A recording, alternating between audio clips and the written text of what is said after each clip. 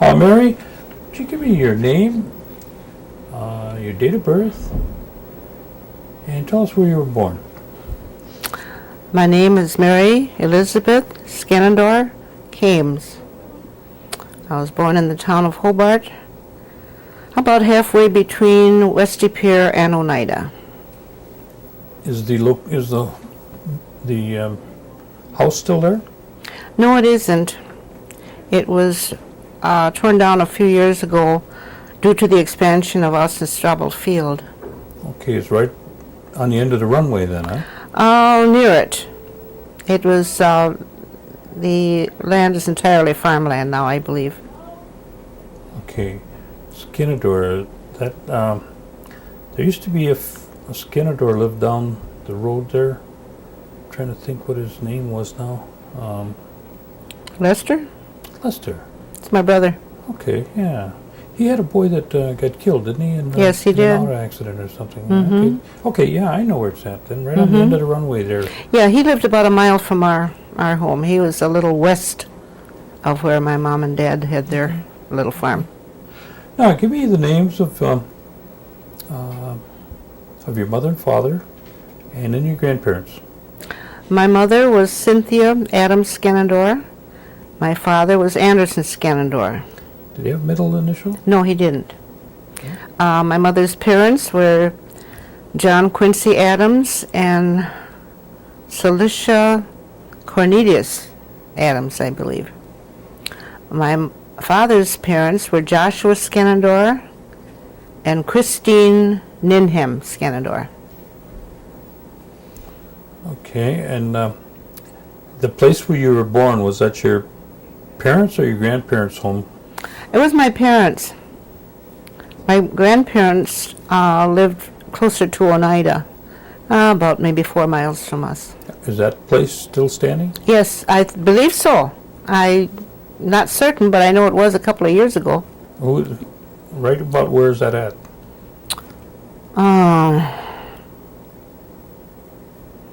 It was at the end of Silas Drive and, I don't know, is it Rockland Road? If you know, I believe that's what it is. Yeah, I know where Silas Drive is. Mm-hmm. Well, it's at the far end of that. I see. How big a place was your grandfather's place? I don't know how large that was. I know my father and mother had 26 acres. They farmed that Yes. Okay. Do you remember what your grandfather did for a living? I guess it was probably farming, but by that time he was quite elderly, and so I think it was more like a garden, really, that he had. That was about all he could handle. But how old was he when you remember him? Or how old do you think he was? Well, I would have guessed probably in his 70s, or maybe older. He looked older to me, but I was only little then. What about your grandma? These are my father's parents I'm talking about. Well, she was perhaps a little younger, a couple of years younger. It's when you're a small child, everybody looks old to you. Big, right, right. What do you remember when you think of your grandma? Just when you think of your grandma, just tell me what you remember. She was short and kind of chubby. I think the main thing I remember about her is her wonderful ability to make baskets. And unfortunately, that was not passed on to the other people or younger people in their family. Everybody admired her beautiful baskets, but I don't know if they just weren't interested in learning or what. Maybe it's just too much hard work. It was a lot of hard work. I know my dad used to help cut the material and prepare that, help her with that. But she didn't speak English, so... Did you ever help her with it? No. No? I didn't really see that much of my grandma, except on special occasions when we had family get-togethers, like birthday parties or some special occasion when all the families got together. And since she didn't speak English, I really never had a conversation with her other than to say go Oxford.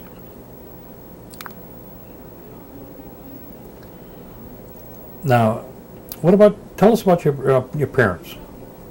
What kind of work did your dad do? Well, my dad was a small farmer. I mean, small-time farmer. He only had a few acres. Mainly, he raised green beans for the Larson Canning Company, cucumbers, corn, potatoes. We had about three to five milk cows, so he sold milk to the creamery in De Pere, and usually raised at least one pig, and that we butchered in the fall for meat for ourselves. Sometimes he'd have two, and then we'd sell one. But it was very small time. It was during the Depression, and nobody had a great deal of money, so everything we did was on a very small scale. But mainly, I think his idea was for us to survive. And so my mother canned a lot of vegetables and things, and that would hold us through the winter season. We didn't have refrigeration or electricity or running water. Any of what we consider modern day necessities would have been conveniences at that time, but we didn't have the luxury of that. But when you've never had something, you don't miss it. You don't appreciate the benefit of it until later on when you have access to it. Then it becomes a necessity. I couldn't live without it today. But then I could and did. So when you think of your mother, she did a lot of cooking, a lot of sewing. Oh, yes. There again, when you talk about sewing, I had a lot of made-over garments. My sisters were older than I. All my two brothers and two sisters were all older than me. Tell me their names. My oldest sister was Phoebe and Mildred. Do you want their married names, or? If you remember. Phoebe Mon, Mildred Burnett Danforth. I should put Skenador in between there. And my brothers were Lester and Leland. My youngest brother was 10 years older than I. Okay. And so, like I say, my sisters were out working. They worked at Bellin Hospital in Green Bay. So they were kind of self-supporting. And many times they'd bring garments home that they didn't need or weren't using, and my mother would make them over for me. So when I was in school, I had what I thought was very pretty clothes, but they weren't new things that were bought from the store. It was something my mother made, but she always made them to fit and as attractive as she could. And so I never felt deprived in any way. In fact, sometimes I felt very special. I think you feel that love that your family has for you. And in a close family relationship, that is so important. Just as important today as it was then. And sometimes little families today kind of miss out on that. Tell me about a special Christmas. One that comes to your mind. I can't single out any one particular Christmas, but always we attended midnight mass at Holy Apostles Church in Oneida. And that was always such a special occasion. Right after supper on Christmas Eve, my mom would put me to bed. She said, because I'm going to wake you up because we're going to midnight mass. And we would. My dad always saw that we were able to get there. And as a church celebration, it was one of the largest of the year, with a lot of lights, a lot of music, the hymns, carols, a lot of singing, and everybody seemed so happy. I think that was what always stood out, that it was a real celebration of the birth of Jesus Christ, and we were all to share in that. Along with that part of the celebration, we also would have a party over at the parish hall, and they always had a very large Christmas tree, about as big as you could get, that you could get it and fit it in the hall, and well decorated with a lot of ornaments and things. And families that belonged to the church would bring gifts for their children, put the name on it, and hang it on the tree. And then at some point in the evening, Santa Claus would come and read the name of the child and distribute the gifts. And of course, everybody was real proud to have their name called and to have a gift from the tree. Sometimes they believed it was from Santa, sometimes they knew it was from the family, but either way, it still was very special. Now, on Christmas Eve, they would sing the Te Deum. Do you remember them singing? Oh, yes. Do you remember who would have been singing it at the time? No, I know it was a man that had a very beautiful voice, but I really don't remember his name. And then they were all singing in the Oneida language? For Who's the priest at the time?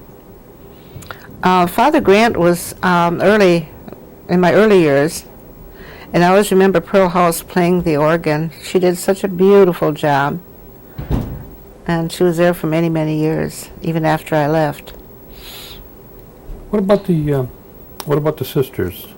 Tell me what you The Sisters of the Holy Nativity were very active in the church at that time.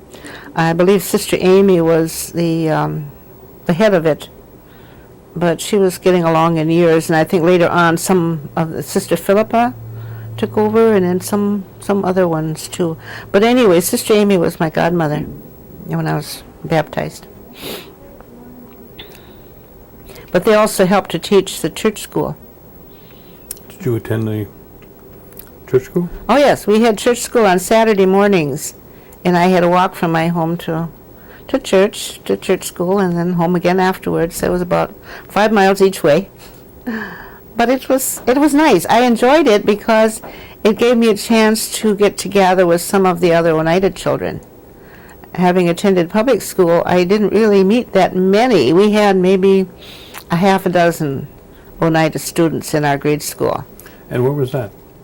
It was Beauty Grove School. It was, I guess about 5 miles or 6 miles out of De Pere. I walked back and forth to that too, and that was about 3.5 miles each way. So I missed a lot in the early years, especially in bad weather, because I didn't get a ride the way kids do today. Tell me a little about school. I love school. Was it a big school? No, it wasn't very large. I would say we had up to 30, maybe 35 students, something like that, and that comprised 8 grades, and all in one room.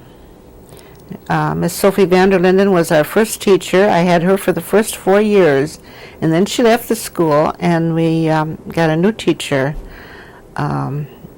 Mrs. Irene Stren, and she taught me for the last 4 years.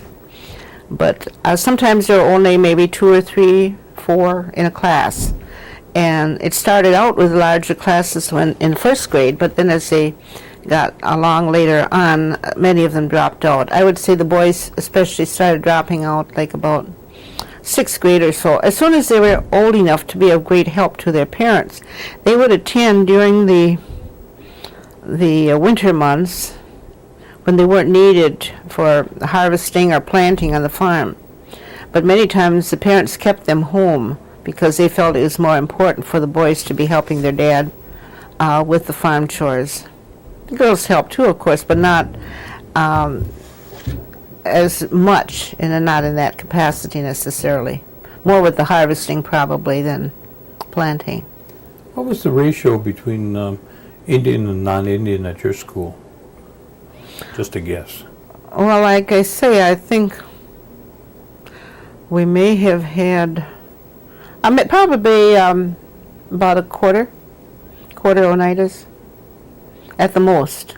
Were there Oneida students going away to school at that time? They probably were. I never was offered that option. My 2 sisters went away to school. They went to Flandreau, but that when they were a little older. But my parents never even suggested that I go. I was their baby. They wanted to keep me home. Now you work around the house and on the farm. Mm-hmm. Give me a little idea what your chores would have been that you can remember. Well, when I was younger, my dad would have me help with the cultivating of the plant, the things like the potatoes and corn. We had a horse, and I'd have to guide him down the garden path. So that was one chore that I really enjoyed. I had to help with weeding the garden as well. And then later on, when it came time for harvesting, I had to help pick beans and cucumbers and all that sort of stuff, which I really wasn't very keen on, but it had to be done, and there was no such thing as saying no. You just did it. You might not have to like it, but you did it. And then I also helped with the milking of the cows when I was old enough to do that. What was wash day like? Oh boy.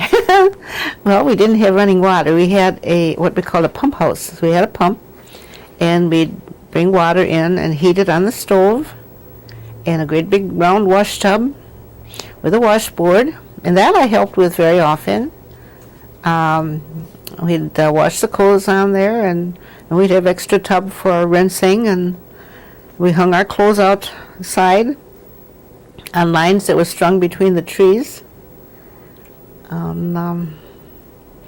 It was a big project, but I kind of liked that. And then we had an iron, and to iron, we'd heat a flat iron on the stove. We'd have a couple of those, some heating while you're using the others. And my mom always had me help with that. I kind of liked that. Did you have a radio at the time? No. We finally got a radio when I must have been about maybe 9 or 10. And I know it was a battery-operated radio, of course. And since we had no electricity, we'd only get to listen to that radio maybe on the weekend. And so my dad, by that time we had a car, and so he'd take the car battery out and run the radio on the weekend, so you could listen to the Packer games. What was your favorite station, or favorite radio show? I don't know if I had any particular one right then, but then later on, they had the Inner Sanctum,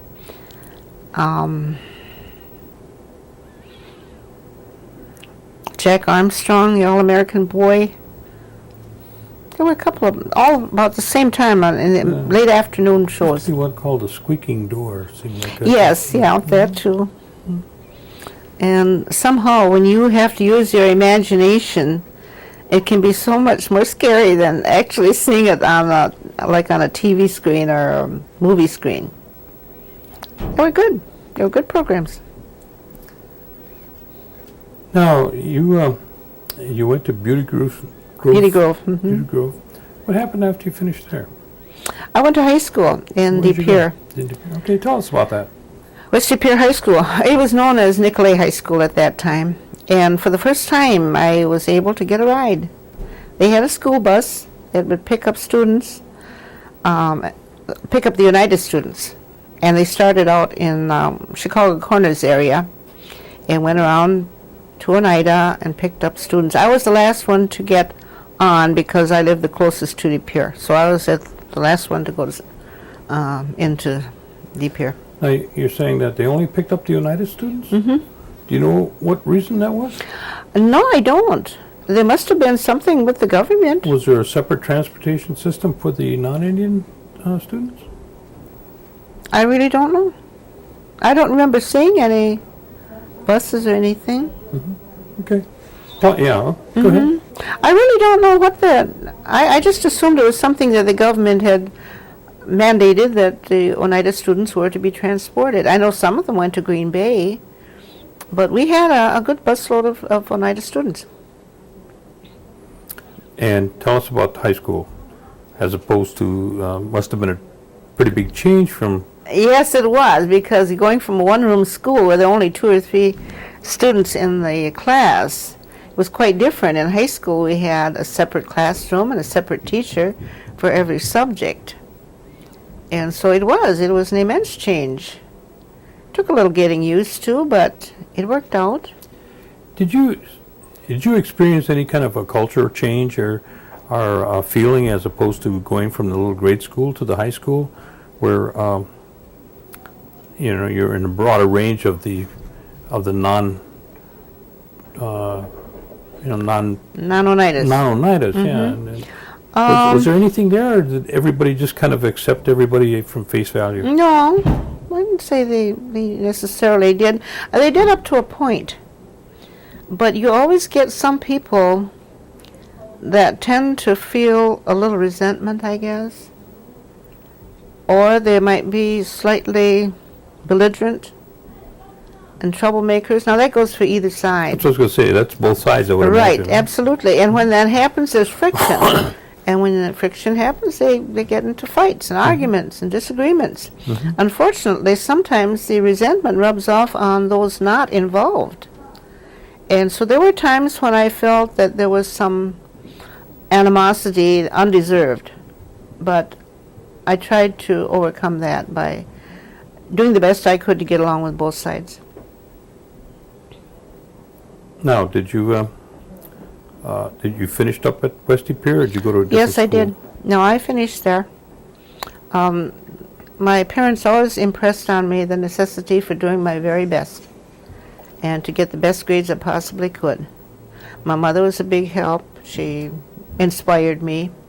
And when I had any difficulty with any subject, I'd talk it over with her, and she'd usually try to help me find a solution. And my sisters too. My sister Mildred especially. She was very helpful. Many times I stayed up very late at night after everybody else was in bed in order to do my homework, so I'd have complete quiet. That's the way I could concentrate. And I did. I ended up at the head of my class. At the head of your class? Yes.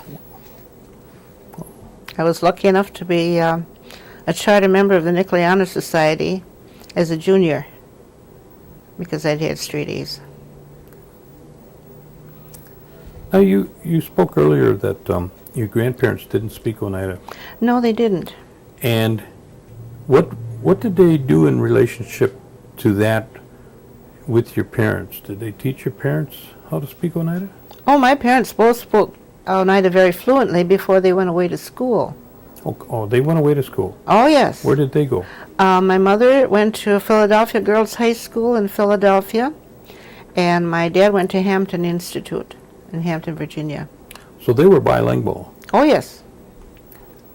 Now, did you say that they didn't teach you to speak the language? No.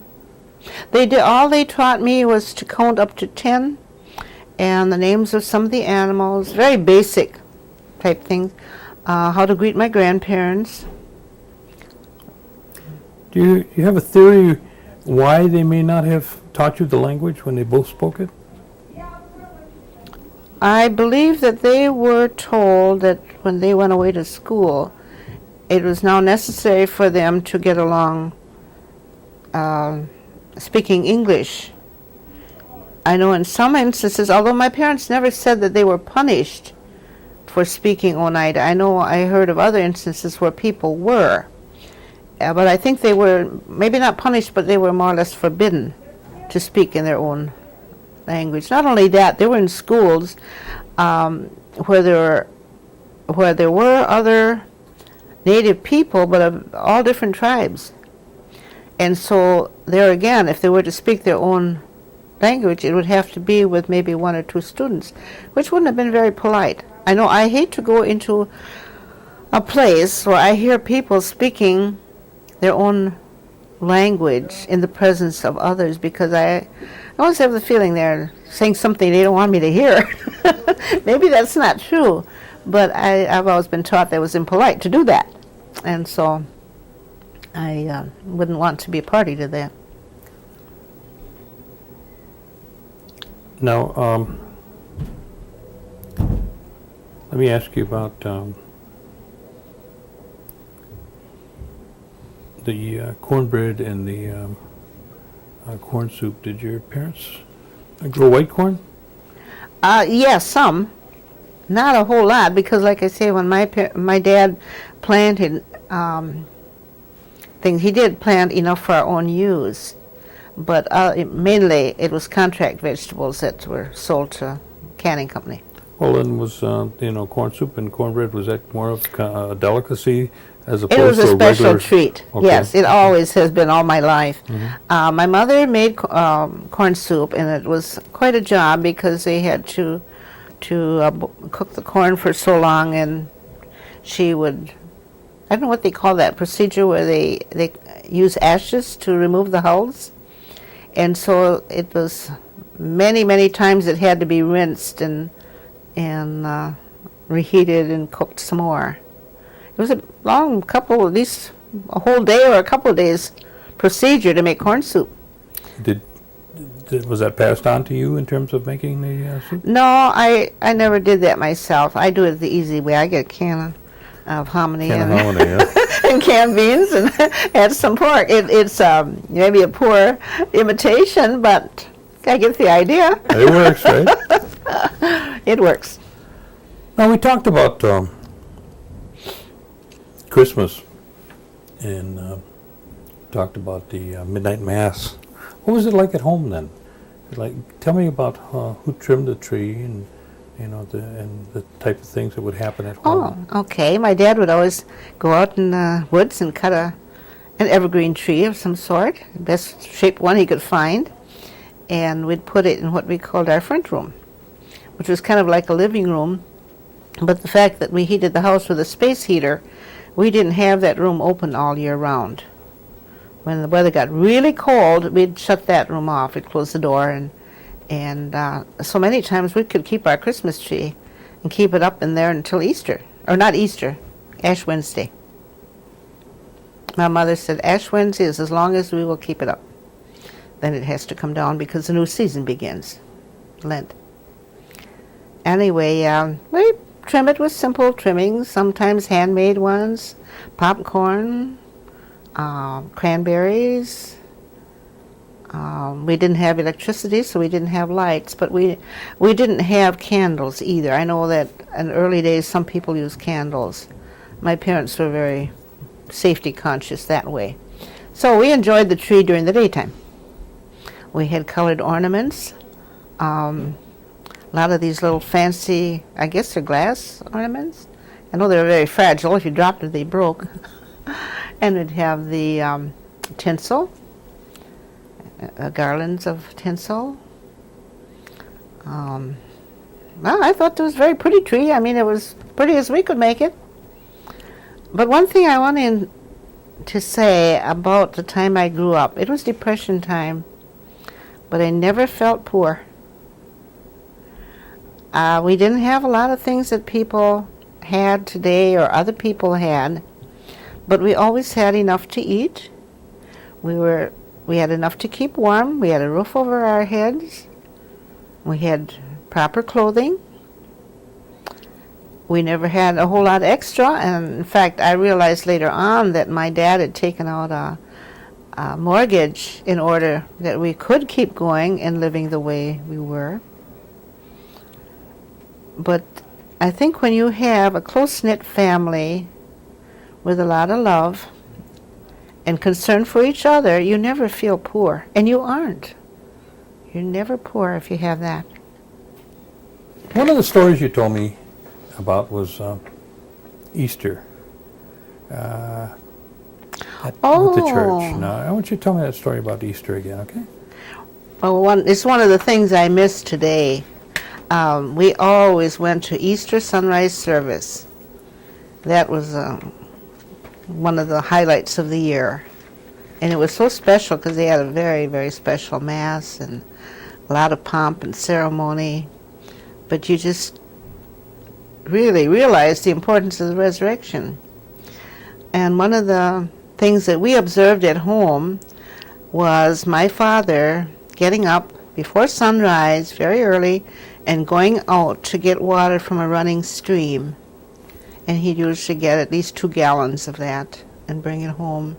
And that was considered holy water. I believe it was blessed by the priest, and he'd give one to the church and one we'd keep at home for our own use. And to me that, I don't know, it just started out the day right. I think when we think about the birth of, or the resurrection, that happened very early in the morning, and so it just seemed in keeping with that. Are there any other holiday? What about Huyan? Did you practice Huyan? We did in a way. I know we always greeted each other with Huyan every New Year's Day. And my mom would make donuts and my dad would fry them in a big cast iron kettle. And we always had those on hand for anybody that would come. And not too many people did because we lived kind of away from the main area where the Oneidas lived. But always some relatives would show up or friends.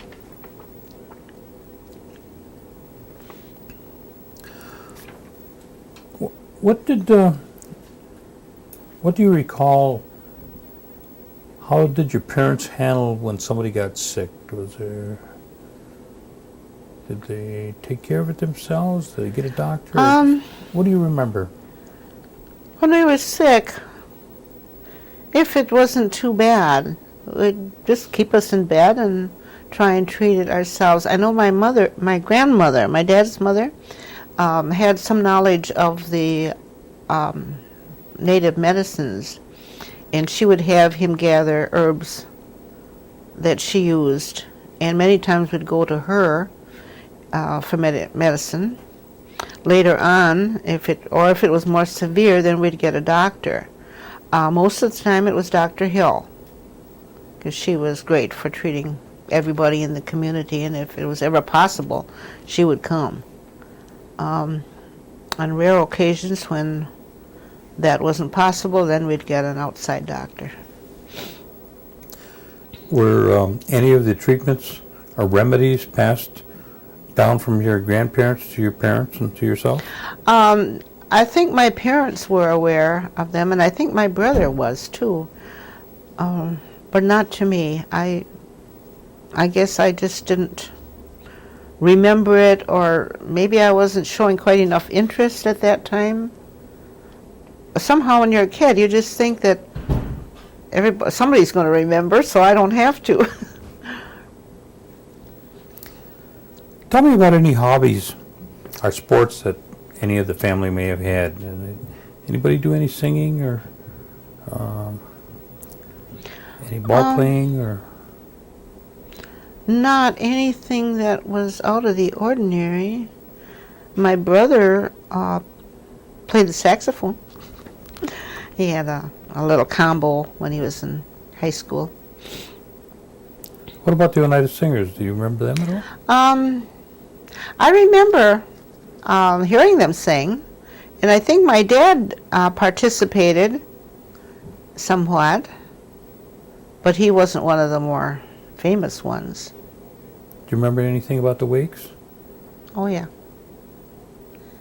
Yes, when my brother died and when my father died, we had wakes at the house. The bodies were brought in the casket to the house, and it was an all-night thing where the Oneida Singers came and they would sit and sing hymns, and then they'd stop for a while and somebody would get up and talk in Oneida about the person who had passed away. I guess there were stories of their life, and then they'd sing some more, and that went on all night long, and at some point they would serve a lunch. Very often it's what we call wake sandwiches, made with ground up bologna and pickles and a little garlic on the side. Yeah, as a filling. And then cakes or cookies, whatever was available, and coffee. Did your mother or any of your parents have any special recipes that you remember that they would make on occasion? Mm-hmm. That kind of passed down maybe to your mother or yourself? My mother made a fantastic yellow cake, lemon cake, and she'd make a wonderful lemon filling between the layers, and then she would put a frosting on it with white coconut. I can almost taste it. It was delicious. And of course everything was made from scratch. I mean, that wasn't no box cakes in those days. And did that pass on to Little Well, Mary? in a way, I mean, it was just something I particularly remember. Another thing she often did was she belonged to the guild at the church, and they'd have special sales of bake sales and that, and she'd always make cupcakes, beautiful cupcakes. There's dozens and dozens of them, and decorate them different ways. And I'd look at those, and my mouth would be watering, and I'd want to grab one, and she'd say, that goes to the church. What do you remember about the guild? And tell us about what that is. Oh, the ladies would get together. I don't know how often. It was once a week or a couple times a month. Sometime on a weekday afternoon, they'd get together, and many times they'd sew quilts. I don't know what all they did, really. I know that was one of the main things. Anyway. Like a women's club, then. Yes. Mm-hmm. Okay. You finished up high school in De Pere. Mm-hmm. Tell us what happened then. Well, it was wartime, and I really didn't feel that there was much chance of me getting a job around there. I wanted to take a course in what we called comptometry. What is that?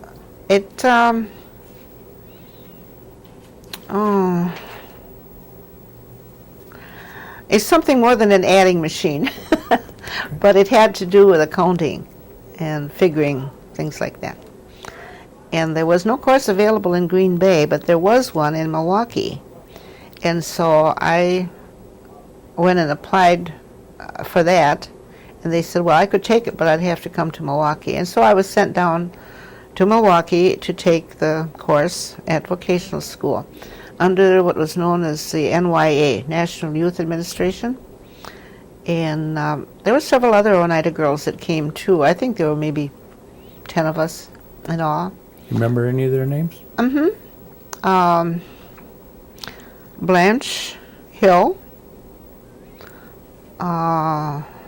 Phyllis Reed, Carol Skenador, Violet Moore,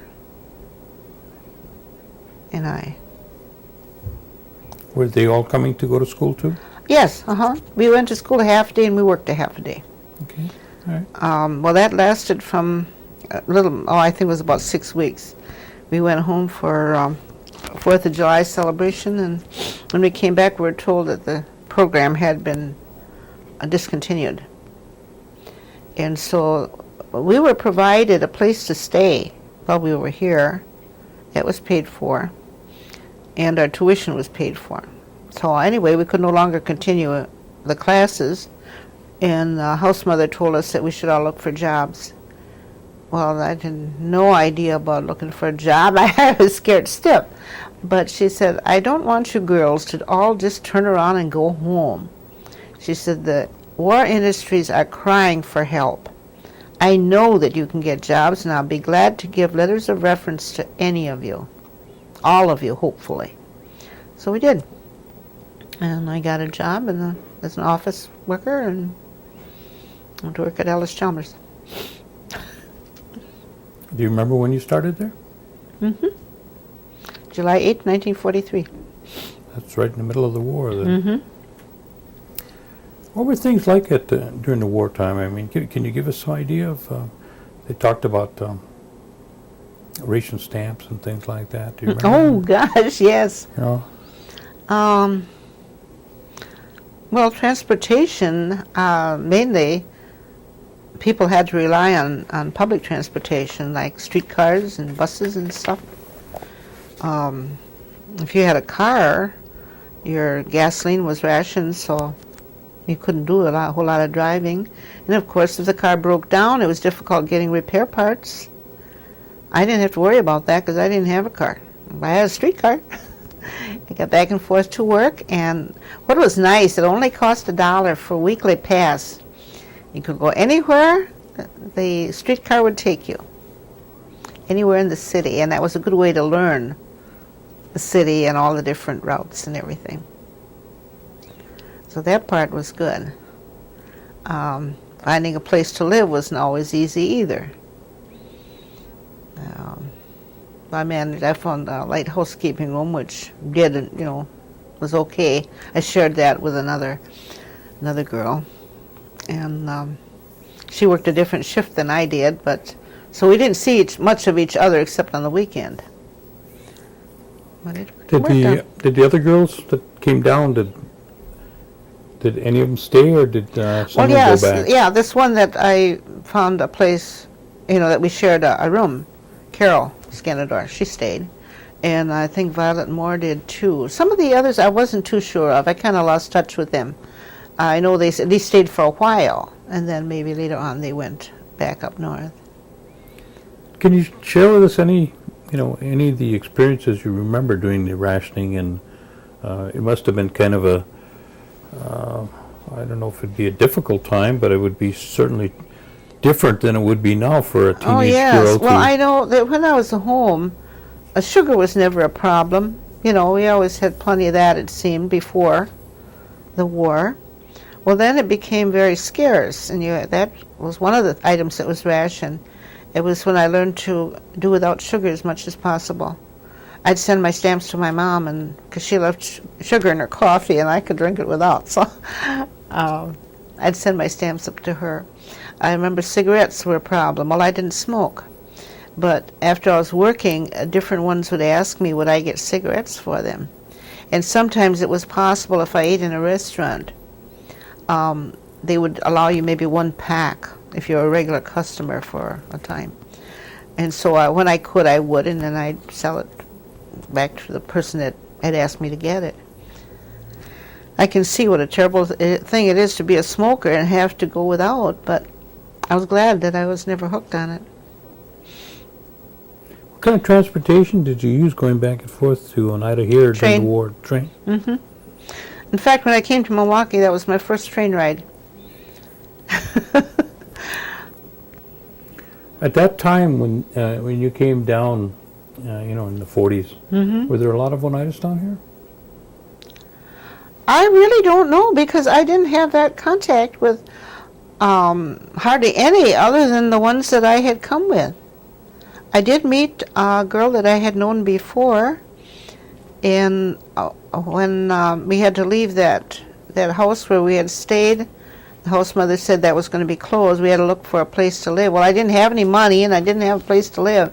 So I called this girl, and her mother said that I could stay with them until I found a place of my own, and that was nice.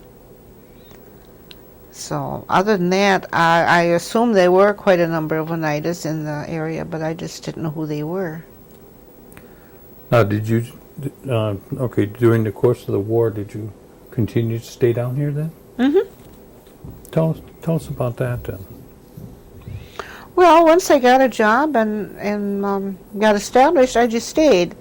I could see no reason to go back home as long as I had a job, because I wasn't sure that I'd be able to get one up there that compared with what I had. I enjoyed what I was doing. I was doing office work, and that was okay. I'd go up there to visit and see a lot of relatives and friends, and then I'd come back. While working at Alice Chalmers, I met the man I was later to marry. He was a returned veteran. He'd been in service, and he was a native of Antigo, Wisconsin. And what was his name? His name was Gerald Kames. Gerald Kames? Mm-hmm. A small town man as well. I think that's what we had in common. We both liked the idea of coming from a small town. We shared a lot of similar experiences. He was 4 years older than me, but he grew up under similar circumstances. And his leaving Antigo, did that involve going to the service? He came. Or did he come to Milwaukee first? He came to Milwaukee a short time before, a few months before, but primarily it was to go into the service. He knew he was going to be going.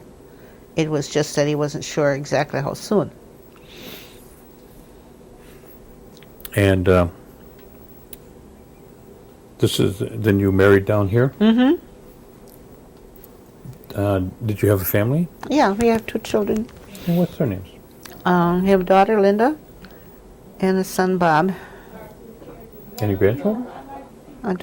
Granddaughter, Ashley. It's my son's daughter. Now, when you continued to reside down here, did you become active in any church activities here? Oh, yes, I'm affiliated with St. Peter's Episcopal Church in West Dallas. I've been a member there for over 40 years. I had been members of other Episcopal congregations prior to that, but that seemed the closest to my area and where I felt most comfortable, and so I've just stayed. Is that where you're residing now, in Yes. West Dallas? No, I'm in Milwaukee, but very near West Dallas. Okay. There seems to be a church down here where there's a lot of gatherings of the Oneidas, which was the cathedral. Are you familiar with? I went to the cathedral a few times when I first came here. It's not convenient for me to travel to that place now. I'm a little hesitant about driving downtown Milwaukee. That's where it's at, though. Yes. It's kind of hard parking and just driving the freeways, the heavy traffic, and that I try to avoid that as much as possible. But there are some Oneidas that attend. Oh yes, I'm sure, and there are a number of Oneidas attending St. John's Episcopal Church as well. That's on the south side. I've gone there occasionally. Are there any organizations here in Milwaukee, Oneida organizations or Indian organizations that you know of or you participate with? Mm-hmm. What are they? The Southeastern Oneida Tribal Services Office, where this is being filmed. I'm vice chair of their advisory board. I've been active in that for a few years now.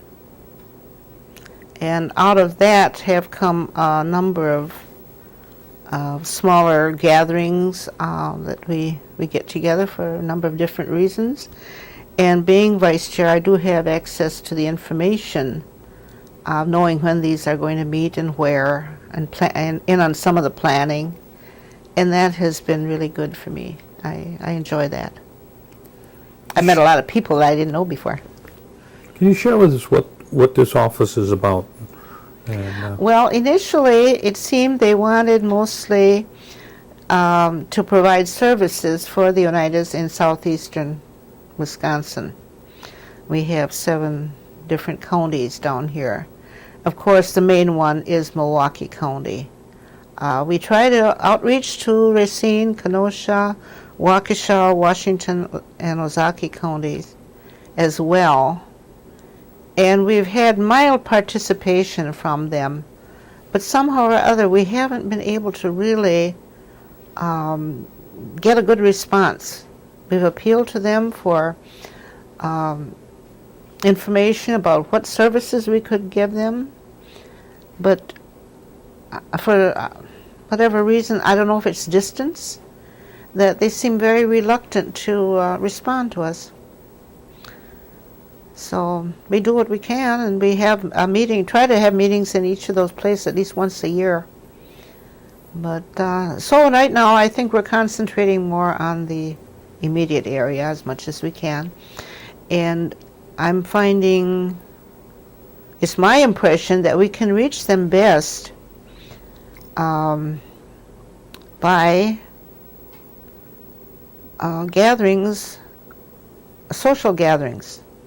If we can get them together socially and get them speaking about their needs, then they're more likely to come forward and say, okay, this is what we'd like to see. But we still have a long way to go in reaching as many people as possible. We have a lot of people down here. I'm finding that out more and more. But for some reason, it's always the same ones that respond. I would like to find a way where we could reach all of them.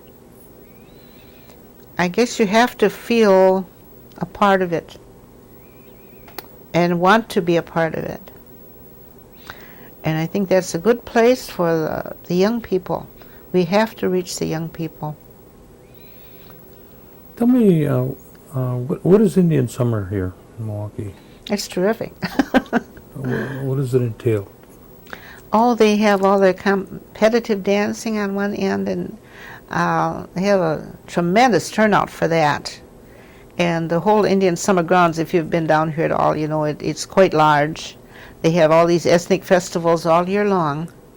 And Indian Summer, to me, is the greatest. I always go Where's it there. held at?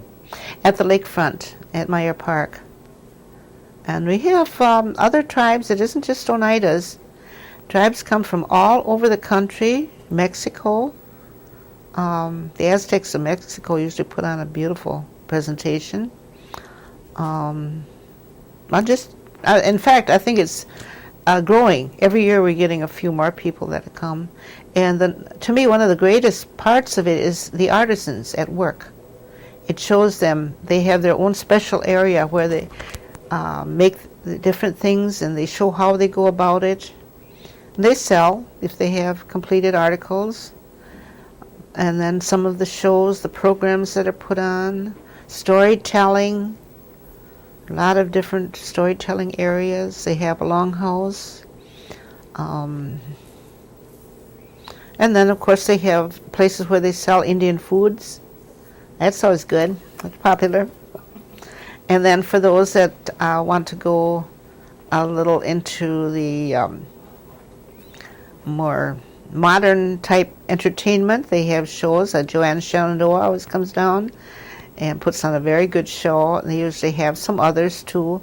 Indian entertainers that come. I know Charlie Hill came a couple of times with his comedy routine, and he was great. And then they have other areas where they put on demonstrations. We had a young lady doing the hoop dance last year, and then there was even instruction in how to learn it. It was just a small area in one section of the town. I don't know how many people really participated, but there were always a lot of people watching. But it involves everything. I mean, instruction, and then of course they have the traders. We have a huge area of vendors that sell all kinds of things: jewelry, blankets, outfits, books. A lot of books on Indian culture, Indian lore.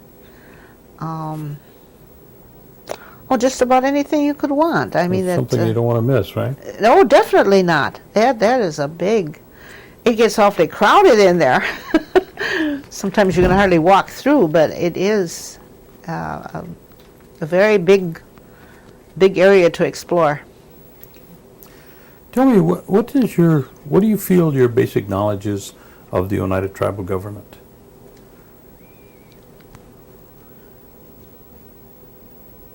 My basic knowledge. Well, I don't know. I, for one, am very proud of everything that our leaders have done as a group. I think they are more or less an example for a lot of the other Indian tribes. They've accomplished a great deal for our people as a whole. I think they've concentrated on working together, and when there's been any question about something that might not be approved, I think our people are not afraid to question that. And they demand answers. And that's good. Everybody should be accountable for their behavior. And I think we don't ever have to accept something just because we're told that. I think that's a good idea. I think we have picked good leaders. And by having elections, if we're not satisfied with what some person is doing, we can put somebody else in office. You participate in the elections? Do I vote? Yes. Mm-hmm. Is there anything that, if you had the opportunity within the structure of the government, be it in Oneida or in Milwaukee, that you would like to recommend any kind of change? One thing that I've thought about a great deal for our people in the southeastern area of Wisconsin. Now, this might not be possible, but I would like to see absentee voting allowed for people physically unable to make it up there. I think they are still Oneidas no matter where they live, no matter what their physical condition, And I know of a number that are unable to make that trip up there in a bus to vote and then come back the same day. It's just too much of a physical strain. They are elders, but they still have good minds, and there's no reason why they shouldn't be able to vote. I would like to see that. Okay. But under a very structured plan, so that there's no room for anybody else to vote in their place or to Controlled control it. environment, right. Exactly. And that might be for people up there as well. I'm sure there's some that can't make it to the voting booths. The time frame that we've covered now, Mm-hmm. from Beauty Grove School to the present, Mm-hmm. you've seen a lot of things, and you covered a lot of time. Mm-hmm. What kind of recommendations would you want to give to the future generations that are coming behind you? I've been thinking about that a lot lately. And for our young people and coming generations, I think it's really important that they look into the history of Native people. For the simple reason that when they understand how it's been the practice of Native people to respect our Creator and all that He has created, and to use the natural things for our needs, but not to take more than we need, to conserve for the future generations. And that, I have read that so much in different stories too, that they killed animals for food and for clothing and to provide shelter, but then they let them go. And another thing was that they didn't always want to kill the best. They killed the poorest because they wanted the better ones to live on and breed for future generations. In other words, to think of others, think of people coming after us. And I think once they understand that, along with that will go the desire to understand our language, the customs of a people that went before us, preserve them for the people coming behind us, and to carry on. We've got a great tradition to be carried on. And people that came from foreign countries came here with the idea of, with aggression in their hearts. They wanted to overpower the native people, destroy their culture, and introduce their way of life. I don't necessarily feel that their way of life was the better way. We survived long before they ever came. And if we can live with an unselfish feeling of wanting to share with the future generations, with a feeling of responsibility for what happens to them, and helping them in the only way we can by sharing our knowledge, then I think we owe it to them to do that. And I think our people will survive. But we can't let somebody come in and just walk all over us and say, you're going to do it my way.